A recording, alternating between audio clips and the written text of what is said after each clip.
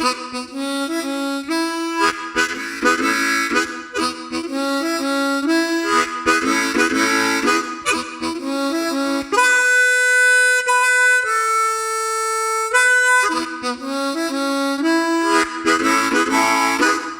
back to the Turn the Music Podcast. My name is Kyle.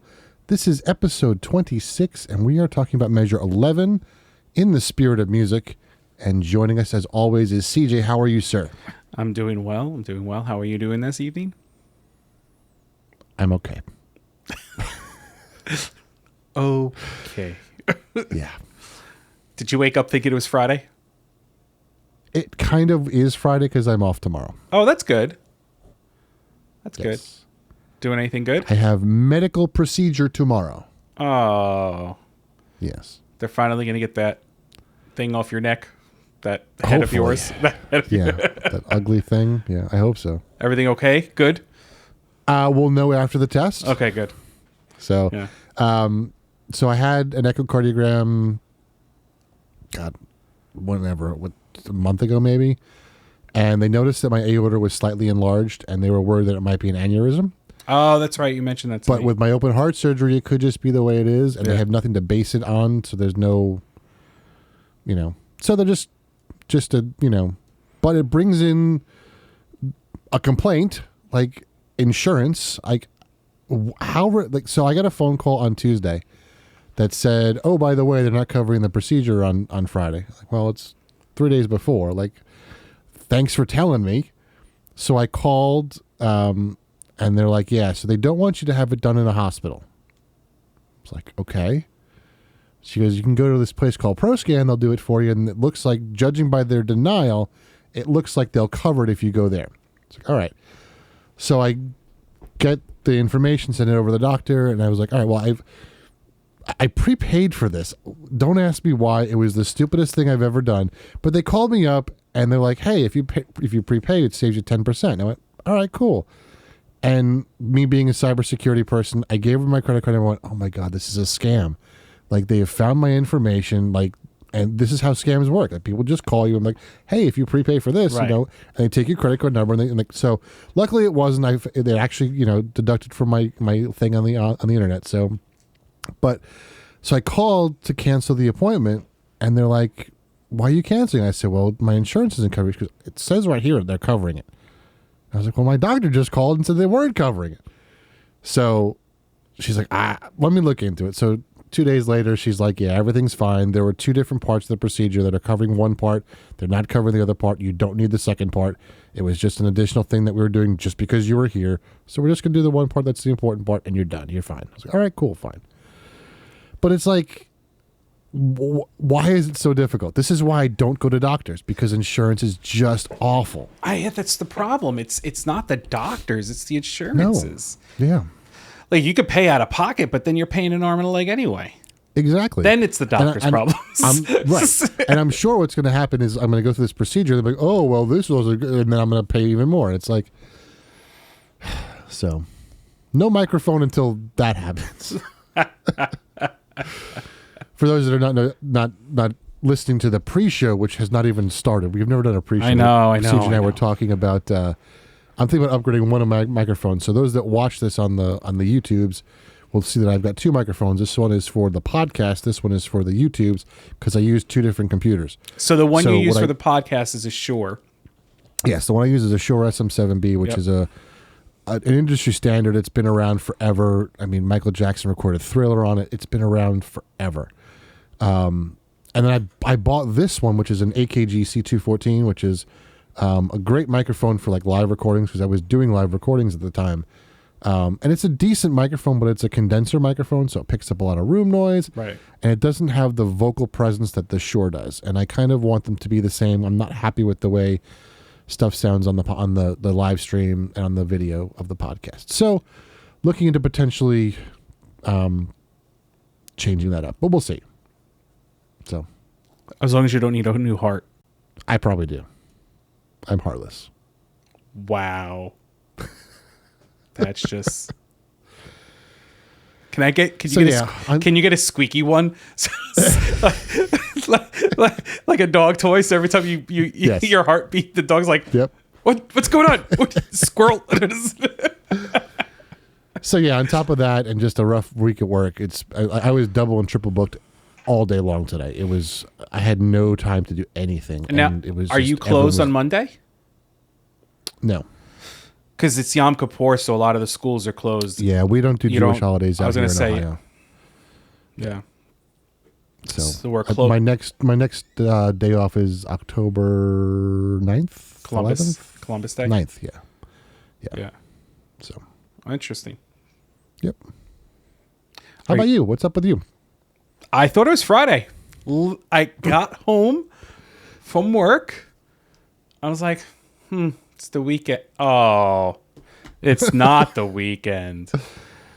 I was like, oh, come on. It's just been one of those weeks. Like Tuesday hit, and both myself and my coworker were like, it's Thursday, right? Like that's how much the first two days were of the week. It was just so much. And then Wednesday hit, and it just feels like I feel like I'm already 3 weeks in. Like I feel like I'm in October already. That's how much. Yeah, I hear you. A few days have been, but otherwise, I mean, can't complain. I mean, I could, but like they say, who's listening? Everybody who downloads the podcast every week. They tune out at this part. They wait for the book. So. Are you listening to anything? I've gone back to some Punch Brothers. There's a dog barking, and it's not mine. So Punch Brothers I've been going back to a little bit. Sister Hazel's been putting out some stuff on like YouTube and stuff. Okay. So I'm getting back into some Sister Hazel. In fact, that might be tomorrow's live stream. So nice. Sorry, y'all, you missed it. But tomorrow I think it's gonna be Sister Hazel, and then I listened to a little Courtney Barnett this evening. Not my cup of tea, but someone mentioned it at work, and I went, I'll check it out. Right. But not meant for me, but someone might enjoy it. What about you? Still audiobooks? Still audiobooks. I can't stop listening to them. I'm really enjoying it, so I'm going to stay with this kick for a while. Okay. But I found out that you used to watch Whose Line Is It Anyway? Yes. I don't know if you watched the new one and the old one, but I know you watched the old one because we used to talk about that. Yeah. Right? Well, and I don't, which old one are you not talking the British about? one, the Americanized one. But gotcha. So do you remember a Charles Eston that was on the show?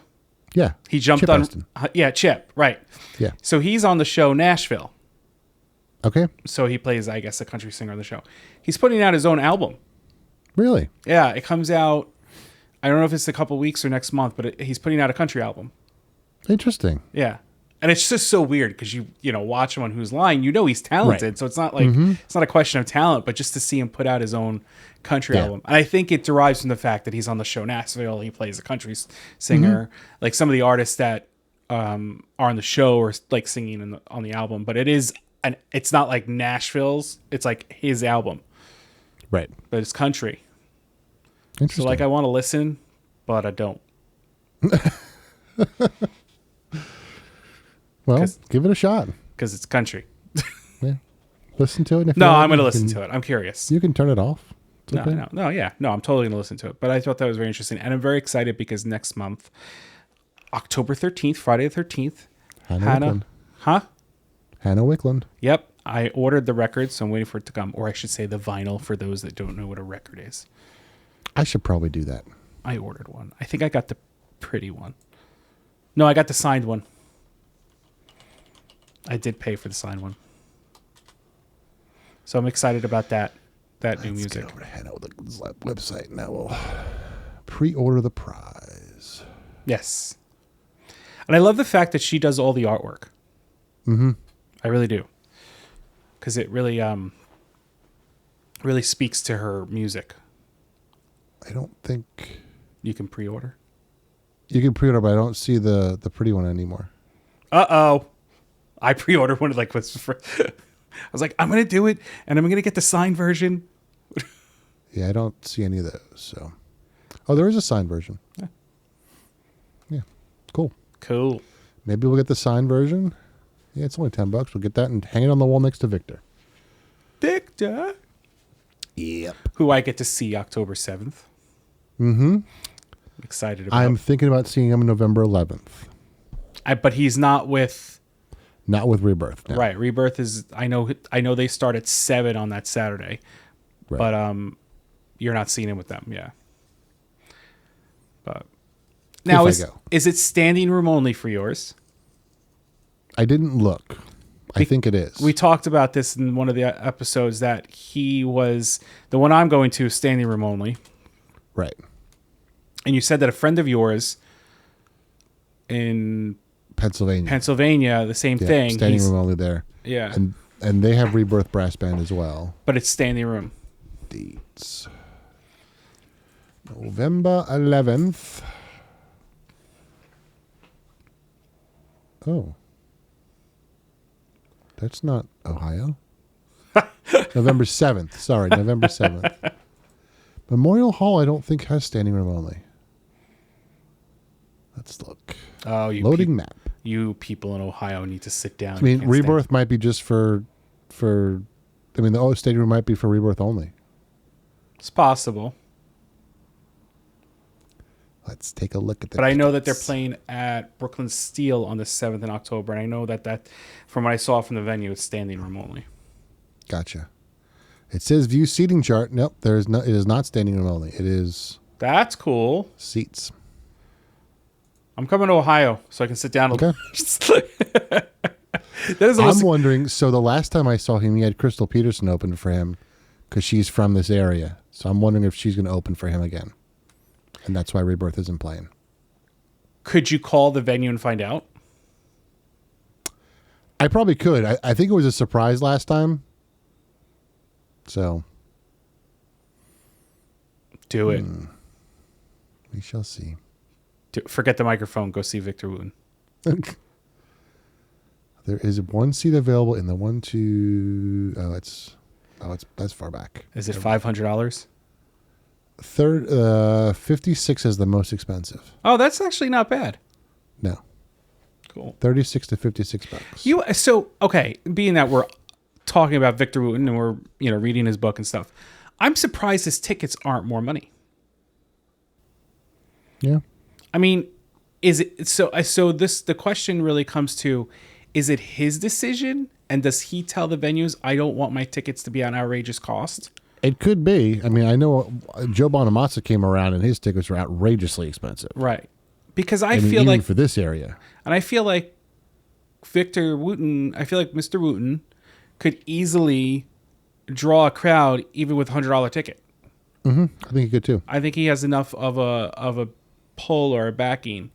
Mm-hmm. Yes, with $56, $60 tickets, you probably will fill the auditorium a lot quicker. Right. And you'll have be playing to a packed house versus the $100 tickets. Mm-hmm. But I just think it's interesting. And I remember there was a time, and I don't know if it's still the case, it probably isn't, where Billy Joel kind of like, for a while, was like, no, you can't make those tickets that high in price. I want people to actually come to my con. I'm sure that's not the case now. I'm sure some of his tickets have got to cost like $400 or $500 because of his residency thing. Yeah. But it was very interesting. Oh, let's talk real quick. Cory Wong did that YouTube video. Yes. You need to put it in the show notes. I will put that in the show notes. Yeah, it was a really good video. That was hysterical. It was a video that he shot. I don't know why he shot it, but it was about him going over to his girlfriend's house to meet. Well, his girlfriend's house. He is married. That was in quotation marks for those that can't see this. Yes. So, and they start talking about music, and everyone gets incredibly offended at the type of music they were listening to, and at the very end, he goes, "Let's talk about politics." And I was like, "Yeah, let's do that. Let's be great." And that was the end of the video. So. Totally funny to watch, especially if you're a music person. Yeah, I would totally put that in the show notes. Yeah, we'll put that in there. And it's, it's kind of what we've all been saying, like, naming genres is a way to alienate people. So. True. Like, I know I was making the joke about him putting Chip Eston or Charles Eston putting out a country album, but I'm definitely going to listen to it because I like him. Right. And I may like it. I may end up finding out that I like it. Yeah. So, do we jump onto the book now? Let's not jump onto the book because it might break my Kindle. So you don't technically have a book; you have a Kindle. Kindle. I have a book. I'm not going to show it on the screen because the people that are listening are not going to see it. Yes. I have given all of my Spirit of Music Lesson books away. Have you? I have. How dare you? That's not true. Yes, it is. Yeah, I have. Sorry. I thought I had one left, but I don't. I do have some music lesson books, but yeah. That's too I need to go into Amazon and see how many of those I've bought. That'll be an interesting number. Did you know, and just, I shouldn't have done this, but I did it. And I'm like, you can actually go and download a spreadsheet of everything you've purchased on Amazon. Yeah. And for those of you that don't want to know your total amount, don't do it. Because it's not just the past year. It's when you opened up your Amazon account. So if you've been doing it for 10 years, you're going to see a mortgage. Do you know what the first thing you bought on Amazon was? And I don't mean a mortgage payment. I mean a mortgage. Do I remember the first thing I bought on Amazon? No. Okay. Do you? I do. What did you buy? Rockapella Live in Concert DVD. That's funny. Yep. I don't remember. I don't have it anymore. I don't know where it is, but I don't remember what that was the first one. I could go back and look, but I'm afraid to. Yeah. There was something else in there. I forget what it was, but that was one of the things I bought. That's too funny. That first purchase. Oh, the things we remember. Why do you remember that? I don't know. I don't know. All right. Spirit of Music. Spirit of Music. Chapter 11. Measure 11. Yes. Entitled The First Lesson. The first lesson. Teaching completes the circle. You want to go? Yeah, I'll go. Do it. See you later. I'm done. So, I know we've kind of talked that there isn't a lot in this chapter. I mean, there is some stuff. It is a long chapter, and a lot of it is just kind of setting the stage for the rest of the book.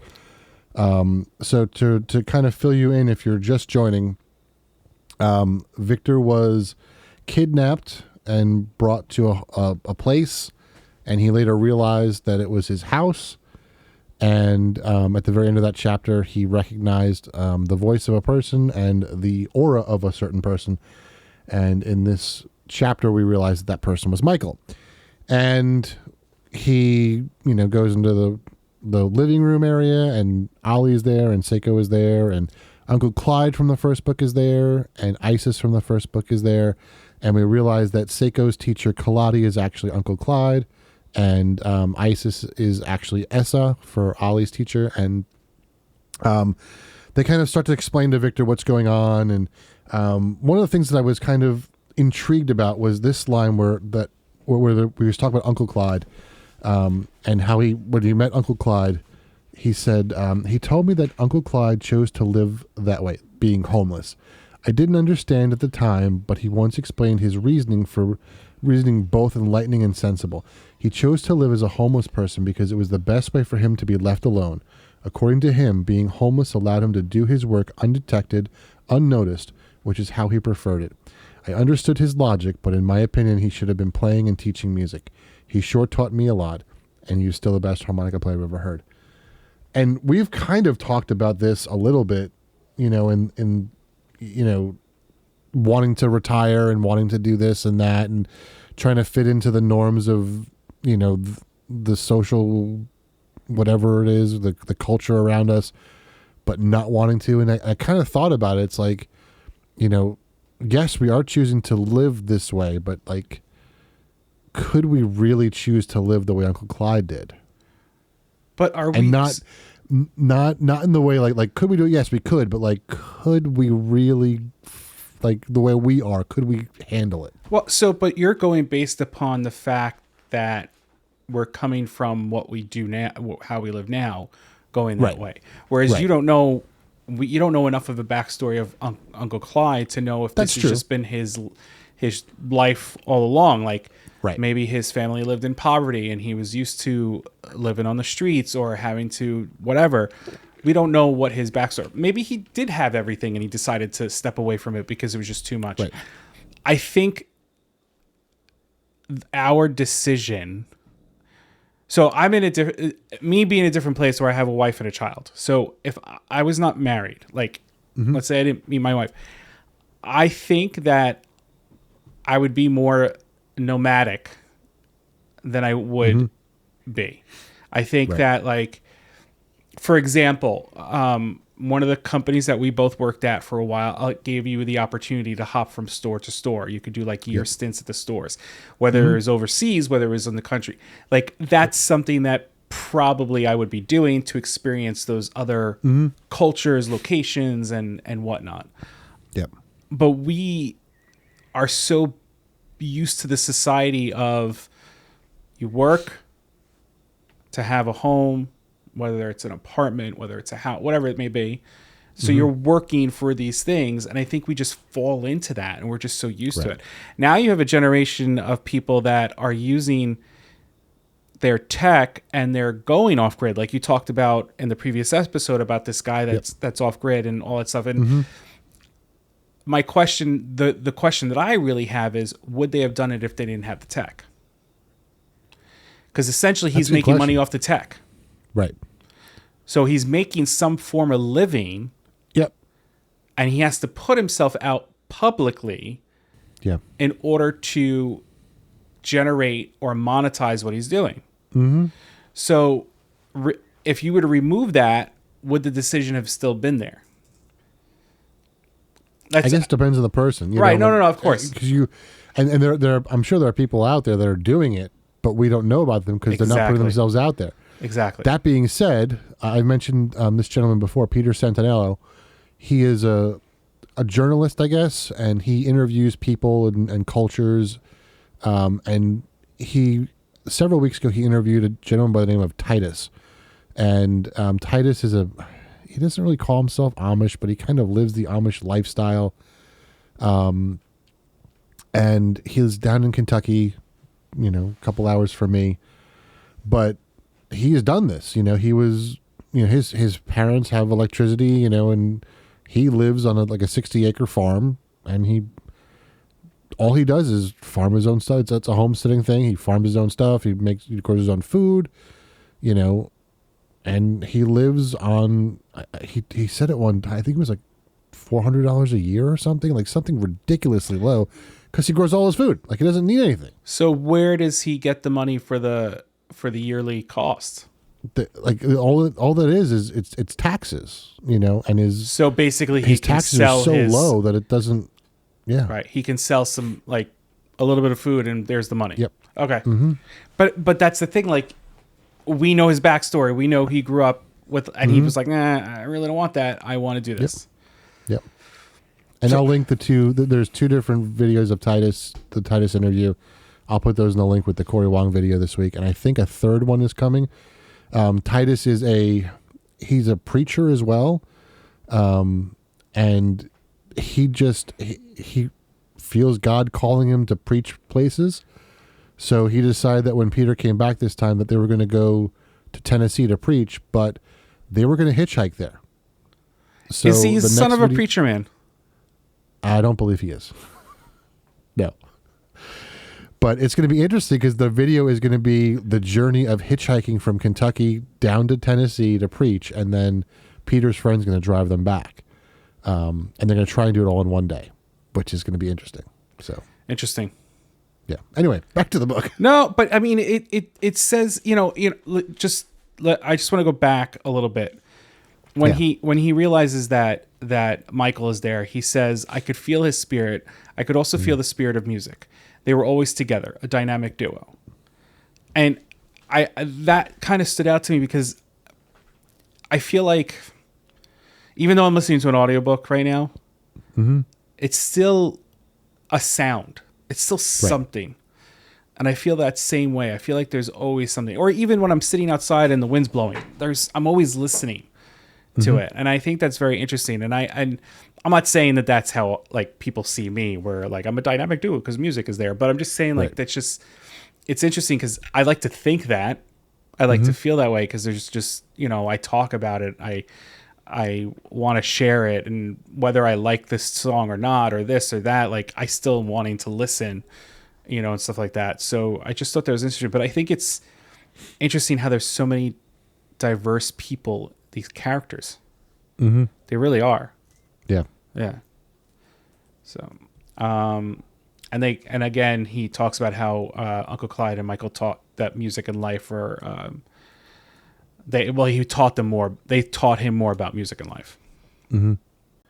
So then they start to tend to Victor's knee. So if you remember earlier in the book, Victor fell several times, hurt his knee.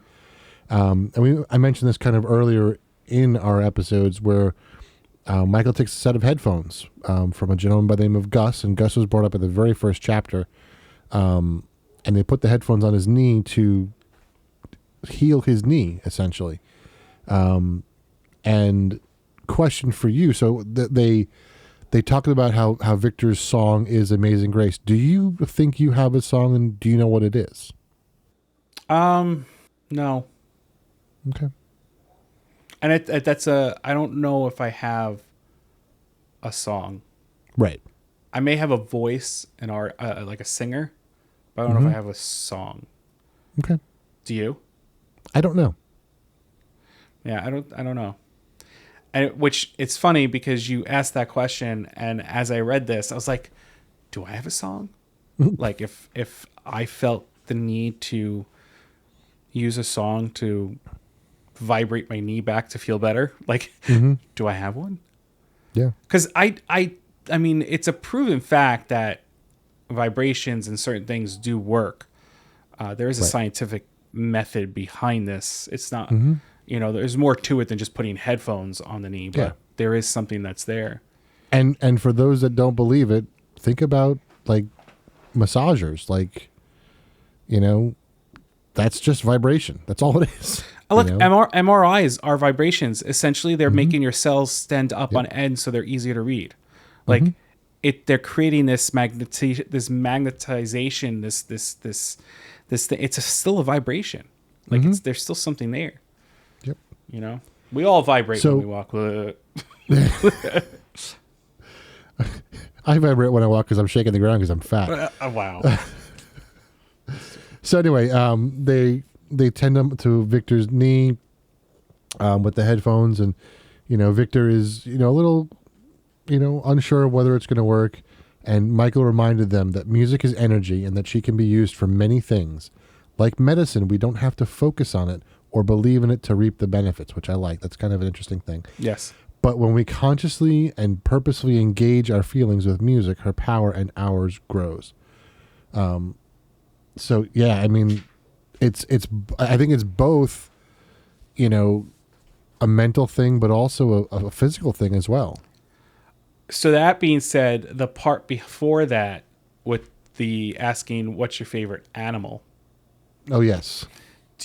What do you think about that? So there's a scene where Seiko asks Victor, what's your favorite animal? And he's like, what do you eat? Blah, blah, blah. And he takes a moment to think about it. And then he's like, a giraffe. A giraffe. There's a giraffe. A giraffe. Floating down the river. They're not floating down the river. There's a giraffe.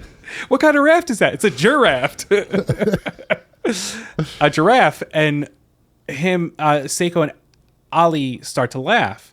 And they say what happened is while he was sleeping, they used music and infused energy. So they decided to use the key of G for the word giraffe and infuse the word into the music and nothing more in order for Victor to answer the question with the word giraffe.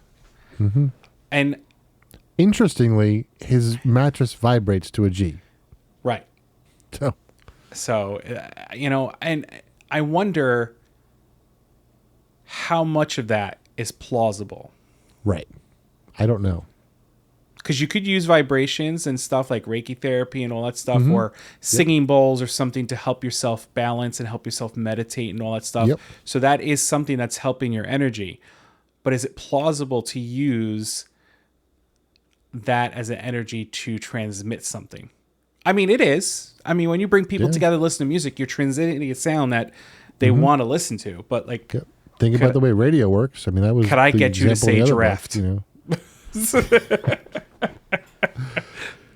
It's like that song, the Bare Naked Lady song.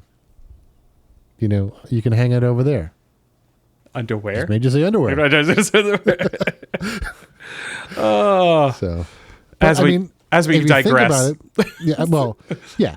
But think about this, like there's like I can walk over to the piano right now and play one chord, make you sing the next note, and you'd sing the note I want you to sing, right? Just by playing a chord, like right. That is possible to do, and I've done it before with groups. You know, I mean, with more context, it's a lot easier to do. But with one chord, I can almost always guarantee that I can get the right answer unless someone knows what I'm doing. Right, and as a musician or somebody who's into music, I remember being in the car and like my mom had like she was a country music listener, so we'd be listening to country music, but I was able to kind of pick the chords that were going to come next in my head. Like I kind of knew where it was going, and I asked her because I was young at the time. I asked her, I'm like, why am I able to do this? Like, what? And she just said, it's that explanation. Like I was just in tune to the music enough that I kind of understood it. And it's not that other people can't do it. It's just that they may not be aware of why they're doing it. Whereas I was questioning why I could do it. And that's kind of part of it is that the song is written in such a way that it kind of forces you to think that way. Right. Yeah. All right. So they move forward. They sit down and talk, and they try to get Victor caught up. Yep. And then they introduce him to Sifu. Sifu is the only non-musician in the whole entire book. Yep. And but around that time, around the time that he met Sifu, Michael said, "Yes, years ago you learned that music was sick. Since our time apart, the situation has rapidly worsened, and someone is trying to speed up the process," which are those people with the headphones. And we learn that they call them phasers. Yes. So at this time, Jonathan returns to our story. And we find out that he's actually very unique, which we kind of learn that he's unique, but he's even more unique where they're saying that he's gifted enough where they can't get to him. Right. Phasers. Yes, he's essentially immune to the phasers. Right, and he's valuable to them because he's able to do things without being compromised in that sense. And then they stated that the reason why Jonathan was brought into Victor's life is because they needed Victor to move on to the next step, which was teaching. That he needed to teach, which brings us to that subtext: teaching completes the circle of knowledge. And they continue talking about this and what do you mean by this and really and all that stuff. And Isis starts talking with her little accent, which is a little hard to read. And they just talk about the fact that time is wasting and they need to start working on getting these phasers away, like to save music.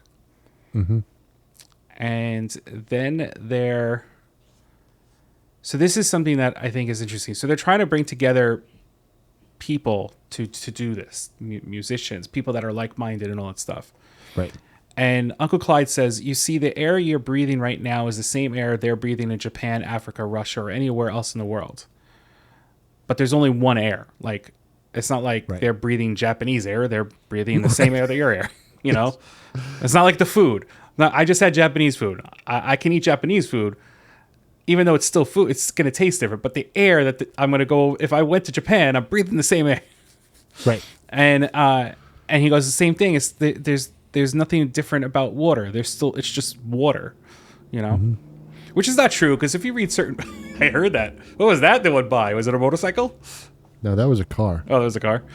But what the point that they're making is that music, and this is where we were talking about how genre does not need to be put into the conversation. Music is the same. It may sound different, but music is still music. And that's what they were talking about.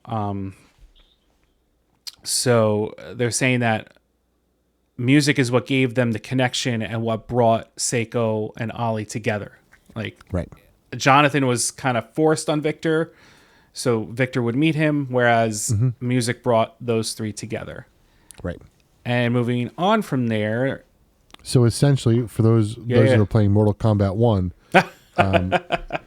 music is the Liu Kang of this. Oh, wow. Are you playing Mortal Kombat 1? No, but I've been watching people play it online.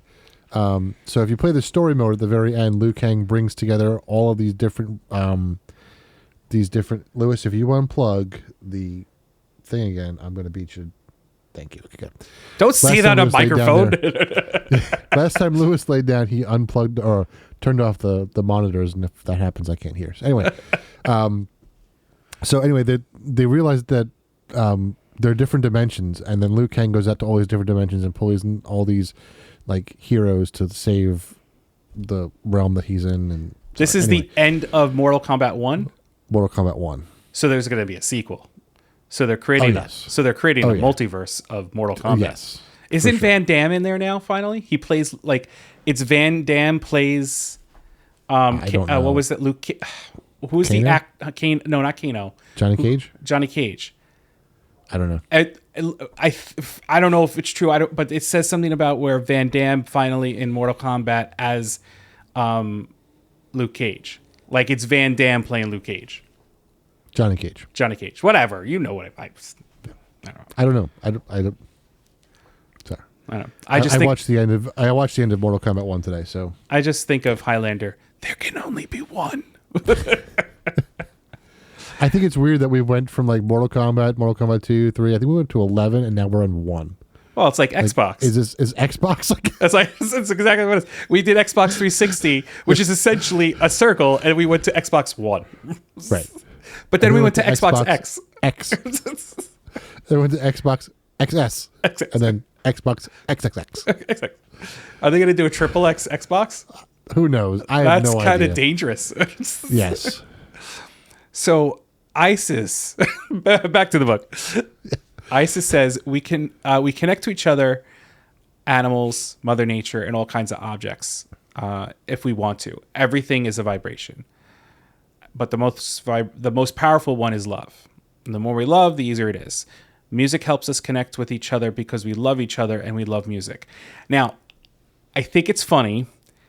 I'm going to read now that paragraph without me kind of like paraphrasing it because of the way she speaks. So she has an accent. Yes, Isis added. We connect to each other, the animals, our great Mother Nature, and all kinds of objects if we care to. Everything is a vibration, but the most powerful vibration is love. The more we love, the easier it is. Music helps us connect with each other because we love each other and we love music. No accent. No different inflections. It was a straightforward. And he commented on that a couple of times where her access would leave when there was something important to say. And I think that is powerful if you think about it. Yep. And then Victor asks, and I this little area I think is very interesting. He goes, but what if we don't love each other? And she goes, why would you choose to do that, my child? Yep. I think that's the most important part of that. I think so too. And it's interesting. Like, you're going to have people you don't get along with, but doesn't mean you can't love everybody. Right. You know, it's just, it's not worth the hate in the long run. Yep. Yeah. Then Jonathan brings up the piece of paper. So earlier in the book, Victor had measures, about 12 measures that were given to him from Michael. And was it 12 measures? Yeah, it was like 14 measures. I'm sorry. Yeah. 14 measures that were given to him by Michael. I'm sorry. I was drinking. I couldn't correct you. No, I know. I saw that. I was like, let me read it real quick. So 14 measure staff that Michael wanted Victor to practice. So Victor was going to bring that to Jonathan, and he noticed that a couple measures were erased. Jonathan had the paper, but it was a paper that Michael gave him, and it happened to be that those same measures were erased. And, you know, that talking about the fact that they're trying to erase music. Let's see. Where can we jump through to? I don't know where we can jump to. What do you got? So they talk a lot about other stuff, and they talk about Sifu and how Sifu is a big Green Hornet fan. I'm gonna jump quite a ways. Do you think? Because it's just a lot of like little filler stuff. Yeah. So this is where they start talking about the phasers, and so it says, according to Michael, we are most susceptible to the phasers when we are not living our highest ideals. Low self-esteem, dishonesty, selfish ego, and similar attributes bring our own vibrations down. So, is this where I want to talk about the phaser part of it, or is it later in the chapter? No, later in the chapter. But it's interesting because, think about, if you think about what they've talked about in vibrations and emotions and stuff. They talk about love being the strongest of all vibrations, but anger is not a very strong vibration. But it's almost like we talk about the different vibration, like frequencies, right? So there's, the higher frequencies they're smaller, but they're more intense and they can travel further. And then you have the bass frequencies, which are much longer in terms of wavelength, but they don't travel as far because there's so much wasted motion and movement. So it's almost similar to that, where, you can think about love as kind of a higher vibration, and because it travels forward, it's stronger, it's more intense. Whereas anger is, well, yes, it can be intense, but it's a lower form of energy, I think. So it's kind of a lower frequency. And if you think about it that way, you have high, the good stuff in the high end and the bad stuff in the low end. I don't know. Makes sense in my brain. No, I totally get what you're saying, because then you have all those other emotions in between those that would resonate or be a different vibration. Right. Mm-hmm. The thing that I think is most interesting is, and this is something that I've had discussions with people, and it's my own opinion, and I'm sure others may feel the same way, because love is what it is, it encompasses so many different emotions. Because within love, you can be sad. Within love, you can be happy. Mm-hmm. Within love, you can be angry. Right. Within love, you could be jealous. So the main word of love is a good thing. It's a high vibration. And it's always good to strive for that. But you're going to hit those other emotions even when you're striving for that. Mm-hmm. And I think that's like you said, that I agree with you on that. I think the idea is to always shoot for that higher frequency. Like, you're going to have those other ones. You're going to have no choice. They're going to happen. But you should always be reaching for that higher frequency. Right. No, I totally agree with you. The basses are just very angry people. Mm-hmm. Like, Victor Wooten must be a very angry person because he plays bass. Yeah. But even him, he plays the bass, and it's not always very bassy. Mm-hmm. He really does a great job of using the harmonics and the higher notes on that instrument and makes it sound really beautiful. Mm-hmm. And I know there's other players that do the same thing. We're talking about him. And you don't always feel like he's playing the bass. Mm-hmm. And I think that's very interesting too, is that he's taking what we may call an angry instrument, quote unquote, and he's making it a higher resonating instrument. Yeah. That's very, it's so and what you just said about him playing the bass, like he's not really playing the bass, that's what this is all about. Exactly. They say it so many times, when you stop playing the bass, then you can really play music. That's what it's about. Right. So we learn about the word phasers, and they talk about how they're using the headphones to cancel out all the music in the surrounding area, and all that good stuff. Well, bad stuff, but in a sense, good stuff within the book. Low stuff. Wait, what? Low stuff. There you go. And they talk about how Victor says, what happens if Sifu didn't rescue him, kidnap him? And he said he would have been in hypnosis, but they're not sure how that would have worked and all that good stuff. Why do I say good stuff? It's not good stuff. It's bad stuff. No, we don't want to do that. Stop saying good stuff. Stop saying good stuff. And then, so they actually found a pair of headphones. Yes. And Michael puts the headphones on to see what was happening, or what would happen if he put the headphones on. And because Michael is able to control his emotions and his vibrations in a way, the headphones didn't really affect him. But when he let his guard down, he did fall into some sort of a hypnotic trance or whatever. And the only way to bring him out of it, Uncle Clyde and Isis started singing, and it says specifically they didn't sing, they sang at him. Right. You know, they directed their vibrations at him to counteract the vibration. So we didn't really talk about what phase is. So is this what you wanted to talk about? No, but so how much do you know about being out of phase? How much do I know? Listen, Yeah. I'm out of phase all the time. Like, I come up to somebody and I cancel them out. So I know all about it. So I kind of know what Victor knows about being out of phase. I had one guy explain it to me, and he said it happens a lot with when you're recording drums, more specifically in the cymbals. Right. That the frequency of, essentially what happens is the wavelengths travel in a way where they actually go and they cancel each other out. They actually kind of hit and they equalize. It doesn't make sense to me in my brain, but that's essentially what happens when things are out of phase. So if you take one of those frequencies and you flip it so that way they no longer intersect at that one spot, it becomes back in phase. Right.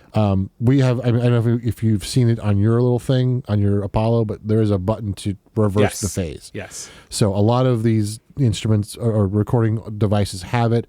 A lot of playback inside of digital workstations have it. There are buttons on big boards, recording boards that have it.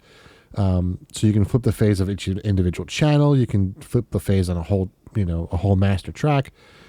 Why it happens, I don't understand it. I'm sure if you Googled it or YouTube it, there's probably a much better explanation. So if you're interested, do that. Don't ask me. I don't know. I mean, think of it as waves in the ocean. If they hit each other, they cancel each other out. Yep. It's that same concept. I've spoken about before, I have tinnitus. And one of the things that I can do if I really wanted to, there's companies out there that find out what frequency your tinnitus resonates at, and they create a device, looks like a hearing aid, that projects the frequency into your ear to cancel out the sound. Mm-hmm. So basically they're creating a phase to combat that frequency so you don't have that buzzing in your ear. Mm-hmm. I decided not to do that because not that I have a problem with hearing aids, I just didn't want to have to worry about putting hearing aids in all the time. Right. So I've just kind of learned how to drown it out. Like right now, I could hear my tinnitus. Even though I'm talking, you're talking, I can still hear it. Right. There is some music that I listen to that it kind of cancels out, but it's got to be like more in the higher frequency because that's where my tinnitus sits. So yeah, it's a very interesting physics concept to understand how wavelengths work. So definitely Google it. Definitely find it on YouTube. If you're interested. If you're interested. No, it's homework, everyone. Listen to this episode. Once this episode's done, homework, and get back to us. Could you imagine? What are you doing? The podcast I listened to said give me homework. I don't know what to do. It's like that episode of the Grand Tour where they go to Mongolia and they go up to this teepee and they say, typically at this time, we'll take out our phones before we go on camera, we'll Google it, and then we'll have some information for you. We can't do that right now because we have no service. So take a moment, Google it, and this is the teepee. They sent out a picture of their newest yes thing, and he said it's good to be back. So I'm excited to see what they're doing. There isn't much in the picture, but no, I'm excited to see what they did. Yep. Where are we? Back to the book.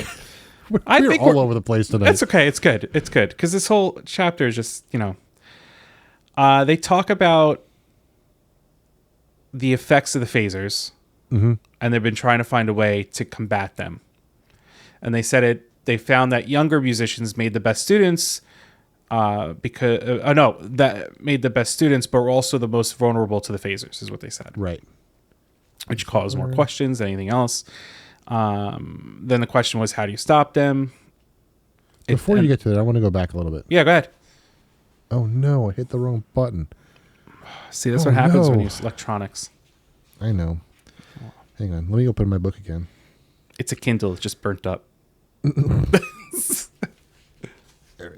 is it?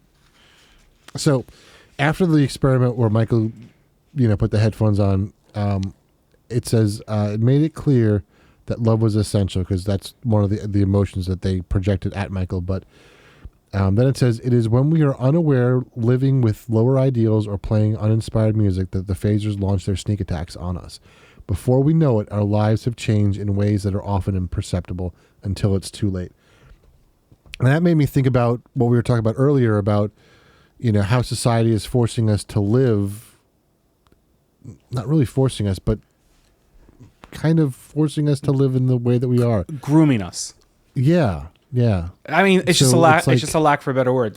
We're essentially Yeah. groomed into this. Like, even though Exactly. it's not seen as a bad thing because this is what everybody's doing, but at the same time, this is what everybody's doing, and you're kind of like groomed into it. Mm-hmm. And as soon as you think outside the box, I'm gonna go live off the grid in a cabin in the woods, and I'm gonna have.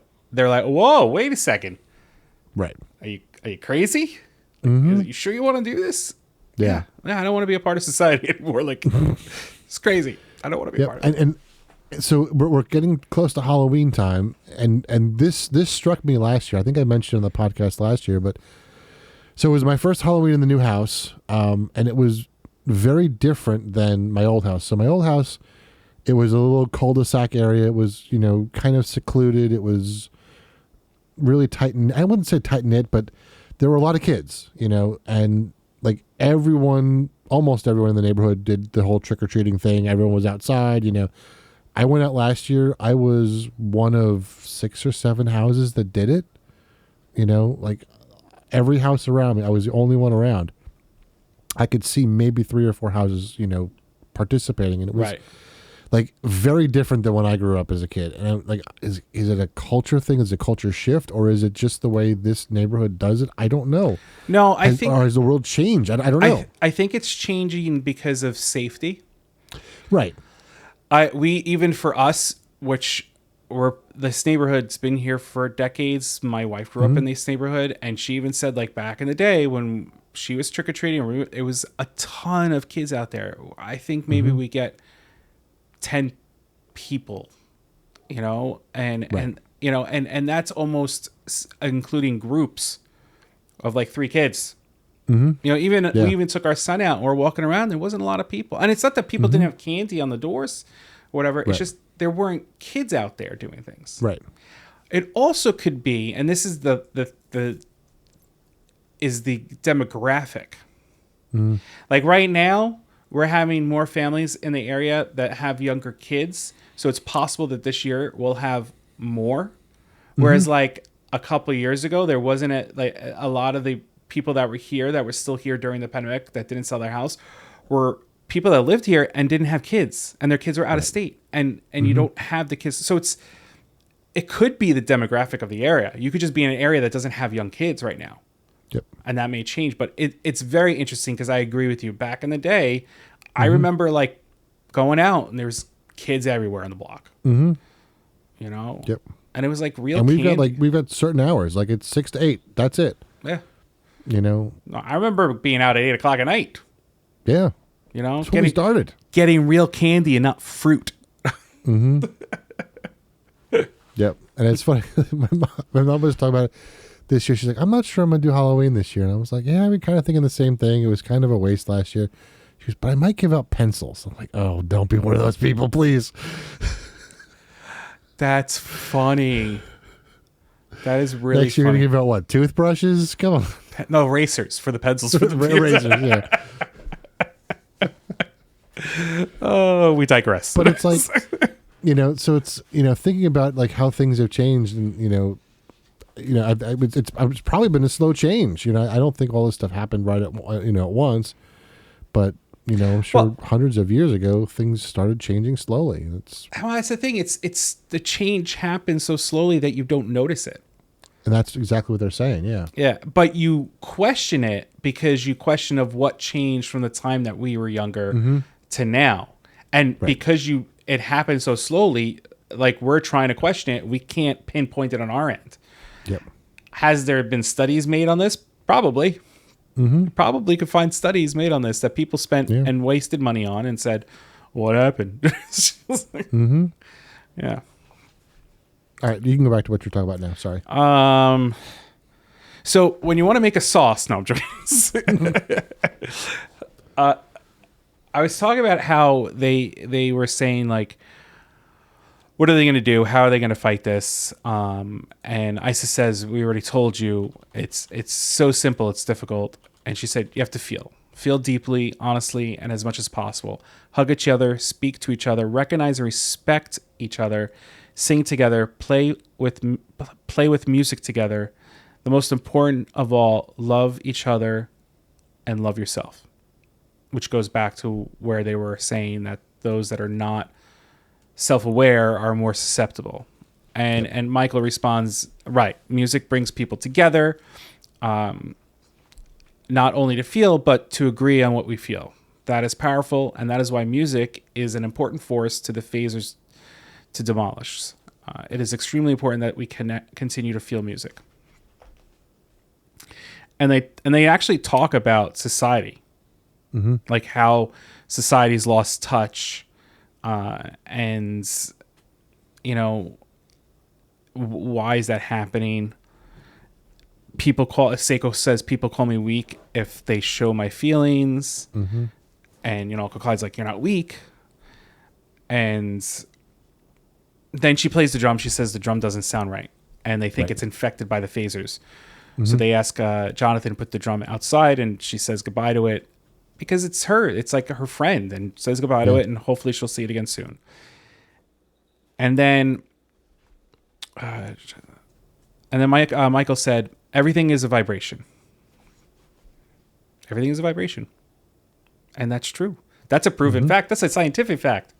Yep. Everything vibrates. Science. Was it? I blinded her with, is that what it is? Is that the song? Thank you for shaking in the background, doggy. I heard that. I blinded her with science. Oh my goodness. Now I can't remember the lyrics to the song. Oh, someone's going to listen to this episode and be like, how could you not know the lyrics to this song? Michael continued, we change our own vibrations all the time, and we can even change someone else's. You see it. Ideas are vibrations. Change your mind, and you've changed your vibration. Persuade someone to change their mind, and you've changed their vibration. And this is something I truly believe in. You cannot change someone's mind. It's not going to happen.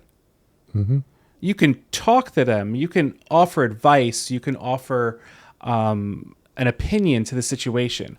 But you can never tell somebody, you need to do this. Right. You can say it, but unless they truly want to make that change, they're not going to do it. And they do talk about that in this book. They talk about how that's the case. And then Ali says that when the men were at his church, he didn't hear the bells. And they say, well, are they moving? And he goes, yeah. She goes, maybe it was you that didn't hear him. Something like to that extent. And then the question just comes in, how do we stop him? How do we stop him? How do we stop him? And before you get to that, I think this quote's an important one too. Please. When we begin to act in ways we know are inappropriate, we give permissions we do not realize we are giving. We open ourselves up to many invasions. And I think that's, part of what Ali was going through. I agree. In that moment. I agree. It's true. Because we lose touch to what's going on. Then they state that they need to start the training. Right? And Sifu starts the training. Sifu asks Victor to stand up, get yourself into a fighting pose. And he's like, I'm not a fighter. So he recalls an episode of Kung Fu, takes the stand. And Sifu goes, oh, you're a natural. Well done. You can put your hands down. And he said, first lesson, he slaps him across the face. Yep. And he said, first lesson, never drop your guard. And the last line is, I didn't like my first lesson. And that's where we'll leave you. For this week. It's a totally different chapter than the previous episode. But this is where it starts to move even forward. I mean, it was moving forward, but now it even picks up even more. Yep. Yeah. Okay, now we've got a full cast of characters. Now we got the Avengers. Yes. Avengers Assemble.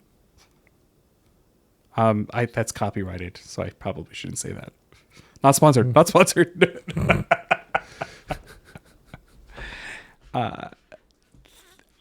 That all being said, please join us next week to continue and to Measure 12. Yep. We go live every Friday and Sunday. Kyle goes live on Friday nights at 8 o'clock. We go live together at 7:30 on Sundays. We have episodes drop every Tuesday, so we thank those that have been listening because you're listening to it right now, and we thank you. We are also on the YouTube, so if you want to see us, which... I just reached for the YouTube button. we appreciate the fact that you want to see us, and we're sorry for the scary looks that you get. So, and it is Halloween time, so it's a perfect time to watch a couple of horror episodes of us. There you go. Right, perfect. But whatever drops on your streaming service is on YouTube a few weeks later, so you can check that out. And every Friday, Kyle does upload our bloopers or the funny things that happen. And yeah, that's really all it is. And then I think we need to change our closing. I think we need to update it. I was thinking about it the other day when I was listening to it, but we've talked about it a little bit. We'll just go with it right now. Yeah. So thank you for listening. Thank you all. We'll see you next time. Thank you for listening to the Turn on the Music podcast. We hope that you join us next week. Click on the link tree in our show notes to follow us on Twitter and Instagram. You can also subscribe to our Twitch and YouTube channel. If you'd like to continue the conversation, join us on our Discord. If you like what you heard, please share it with a friend.